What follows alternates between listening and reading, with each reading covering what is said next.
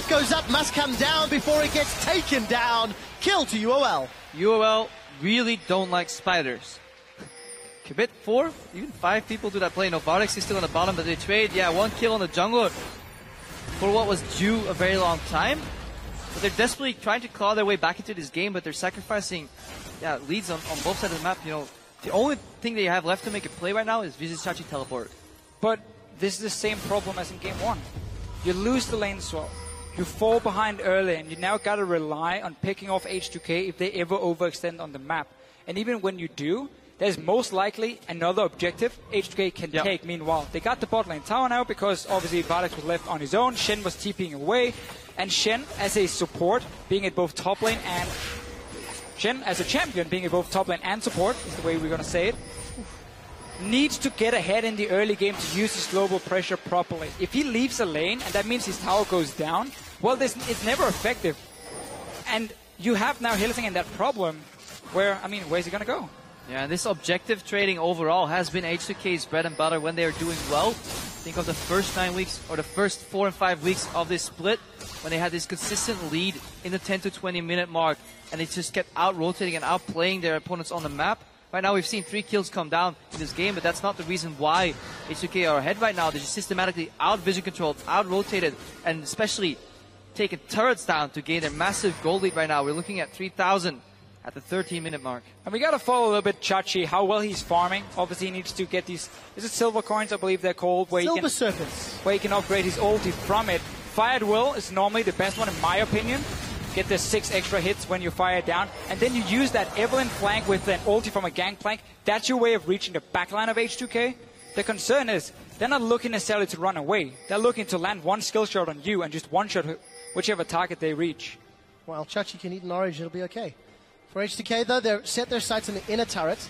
Got 4 members around and an O2 1-minute teleport available if needed.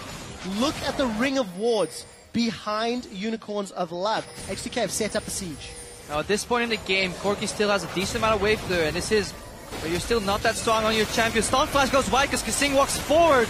Does he connect? We do see the barrage coming down. Death Sentence connected. Yana's got 1. We are going to see Lules go up, but he will get killed in flight, trading 1 for 1. And in these situations where Corki still has so much wave clear, H2K are forced to make those plays. Hang on. Oh, Horror's going to go down. Ryu finds the charm. They're forced to make these plays a little bit too quickly, over-eager. Luckily for them, Unicorns at the other side misplayed twice as well. Horror should never die there. Flash Taunt, or Taunt Flash rather, should connect. He literally hopped over Kasing. Kasing, he stared death in the eyes and he said, come and get me. Walk forward into the turret. Was the right play? I'm quite sure if it was intentional. Lulik's gone down 2nd time as well. Kind of weird position for him after that dive. Was walking through the tower, but he got a few early kills for himself. Not really been able to use... He's gotten the early vision down, so let's give him that. Yep. We haven't seen him really snowball that lead he got on this Elise. Early on, at least, from him. Instead, though, Unicorns to get a kill, but H2K is back to just taking control of the lanes. Yeah, H2K is so used to taking down these towers that they're actually over-committing to them. They can simply choke out Unicorns of Vision, make picks here, especially like this. Jump aggressively on Vardex, pop that E, potentially get a reset. It's all Sweden in this fight down bottom, but Vardex is going to be able to get away. Taunt, again, not going to connect. The forces the ulti. That was a good taunt. Good taunt. That's definitely worth it for him, Hylissang. So Unicorns push very far down. We can see a lot of fight for vision in their own jungle of Unicorns of Love here. Horror is going to be so difficult for him to find a flank when there's so much vision from the side of H2K. Now can just take a 2nd dragon and start playing slowly but surely towards them. And Horror getting his red buff amidst 4 wards from H2K is technically a mistake. And that mistake started with overcommitting at a tier 2 tower in the bot lane. It manifests itself later. All H2K have to do is just choke Unicorns out of farm. Say, all you're getting is these 3 lanes of farm. We will take your jungle creeps and ours too at the same time. And then we steadily improve our gold lead.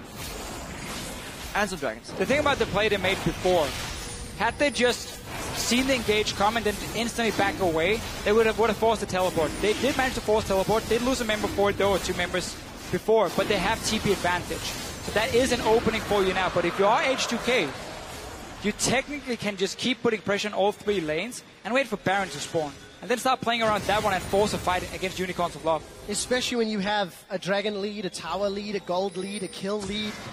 You can debate the scaling. Ruby Crystal lead for them. Kasing's going to follow through with the death sentence, but he's going to get taunted. Now in a 1-on-2. Diana jumps forward. Lulex has joined. He throws out the cocoon, throws down the house, and the crunch comes down as Hyanin gets the kill. Up top, though, UOL are pushing the tower. But that whole setup was supposed to be H2K walking in with 2 guys in the bottom lane, a jungler, and then a TP from Odoanme to just 4-man dive Unicorns and take the tower.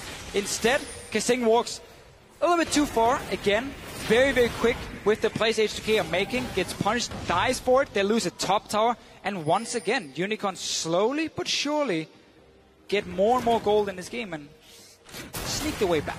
Yeah, sneaking their way back, especially with that double Triforce now finished, so they have a mid-game Band-Aid put on their problems right now. Vardax, he did good job there, Valkyring mid-Cocoon.